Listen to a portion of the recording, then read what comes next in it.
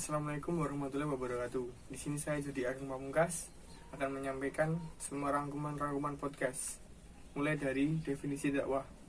Definisi dakwah sebuah kegiatan menyeru pada kebaikan yang dilakukan oleh seorang dai dalam buku Prof. Ali Aziz Dakwah menurut bahasa, yaitu seruan, anjuran, ajakan, dan panggilan. Dakwah juga bisa disebut sebagai seruan atau ajakan. Kegiatan menyeru dan mengajak dalam kebaikan dan memiliki makna yang banyak. Contoh ketika mengajak sholat teman kita, itu juga termasuk mengajak dalam kebaikan. Ada banyak para ahli yang mendefinisikan mengenai dakwah dalam buku Prof. Ali Aziz, yang mana telah disimpulkan oleh Prof. Ali Aziz bahwa definisi dakwah adalah kegiatan peningkatan iman menurut syariat Islam. Dakwah itu tidak bermakna tunggal, ada banyak istilah yang semakna dengan dakwah, antara lain tablik, nasihat, tafsir dan tajir, khutbah, wasiah atau tausiah, tarbiyah, dan ta'lim. Lanjut ke kajian keilmuan dakwah. Syarat sesuatu disebut ilmu dakwah: objektif, bermetode, universal, sistematis. Ilmu harus berlaku universal, sistematis, dan juga objektif. Lalu objektif dibagi menjadi dua, yaitu materi dan formal. Setiap sains yang mau dikatakan sebagai ilmu harus memenuhi syarat-syarat tersebut. Beberapa sains bisa sama objek materi, tapi harus berbeda dengan objek formalnya. Hanya objek formal yang membedakan antara satu sains dengan sains yang lain. Objek formal dakwah menurut para ahli dalam proses kegiatan mengajak manusia dalam ajaran Islam dengan objek materi adalah dai dan pendakwah. Dakwah masuk dalam rumpun. Di dalam sains terdapat dua hal, yaitu pure science atau perkembangan teori. Satu, applied science, sains yang bermanfaat dalam kehidupan manusia. Dua, dakwah tergolong dalam applied science yang berarti bisa diaplikasikan dalam kehidupan sehari-hari. Lanjut ke sejarah perkembangan ilmu dakwah. Dalam buku Prof. Ali Aziz bahwa balaghah adalah cikal bakal dari ilmu dakwah. Balaghah adalah ilmu tentang tabuk atau menyampaikan. Balaghah juga terdiri dari tiga, yaitu ilmu mani, cara pemahaman, al-bayan, penjelasan, al-badi, keindahan bahara. Tahap perkembangan dakwah antara lain yaitu: 1. Tahap konvensial. 2. Tahap yang lebih sistematis. 3. Tahap yang ilmiah. Lanjut ke hakikat dakwah. Hakikat dakwah terdiri dari 3 kajian, yaitu sifat-sifat dasar dakwah, 2. Fungsi dakwah, 3. Peran hidayah dalam dakwah.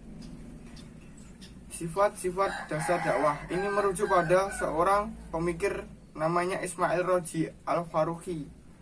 Beliau merumuskan sifat dasar dakwah ada 6, yaitu dakwah bersifat persuasif, 2. Dakwah ditujukan kepada Islam dan non-Islam, 3. Dakwah bersifat agnesis, 4. Dakwah bukan psikotropik, 5. Dakwah harus bersifat rasional.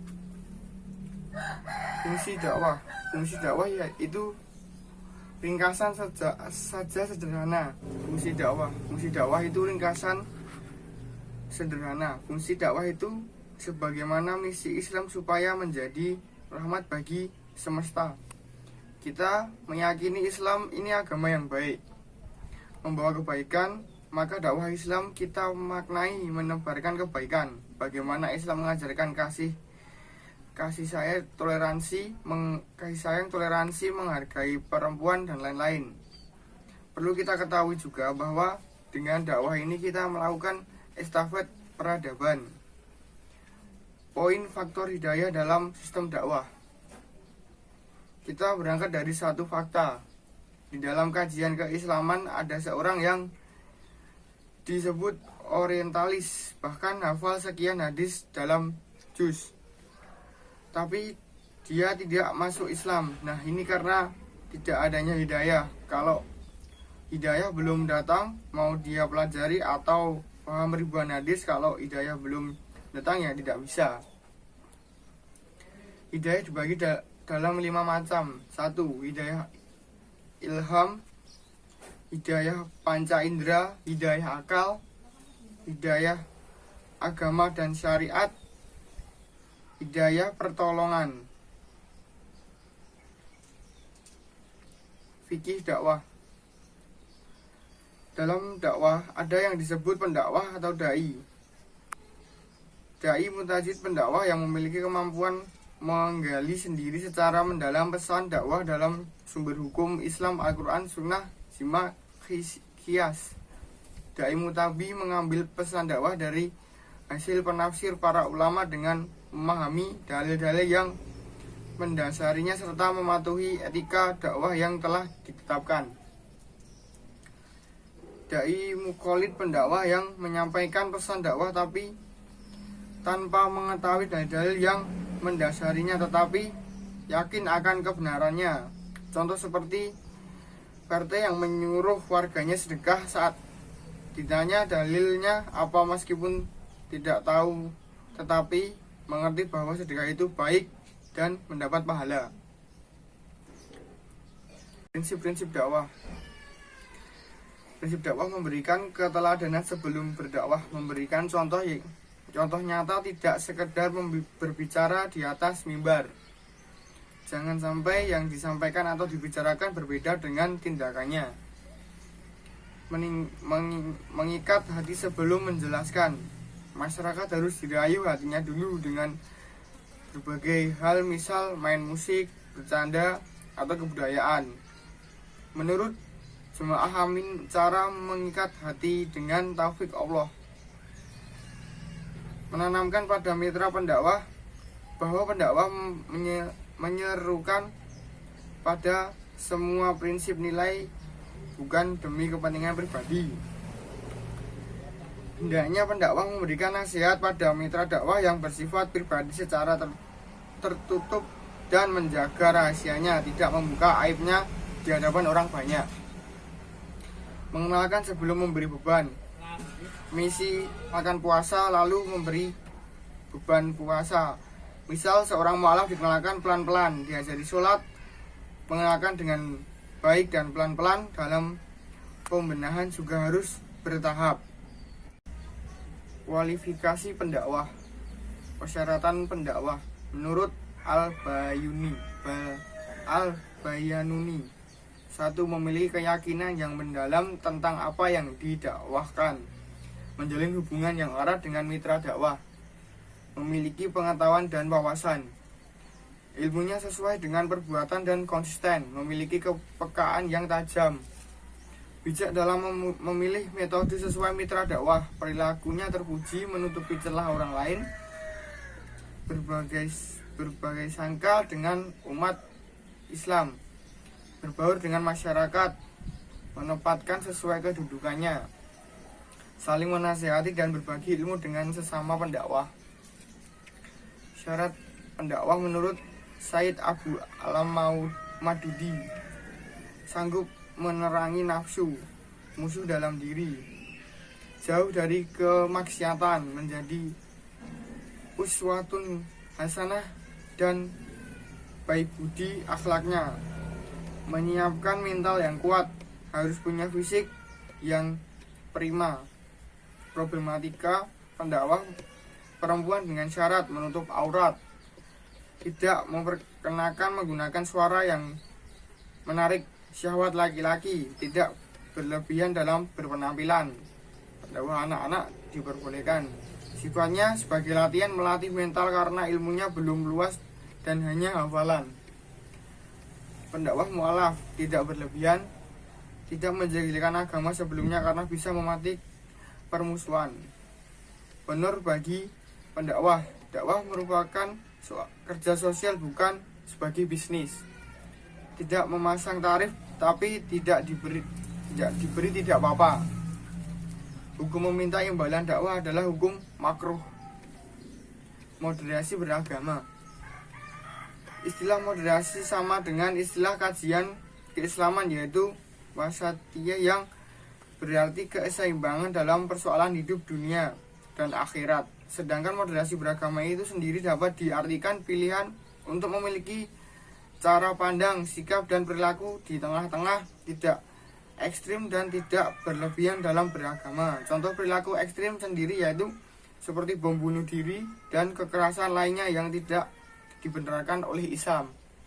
Sikap moderasi beragama sangatlah penting dalam dakwah, karena pendakwah diibaratkan seorang influencer yang dimana sedang sesuatunya akan diikuti oleh pengikutnya dan harus diwaspadai oleh para pendakwah dan jangan sampai menjadi agen-agen radikalisme dan terorisme di masyarakat. Mitra dakwah menghadapi rumusnya, sampaikan dengan bahasa kaummu.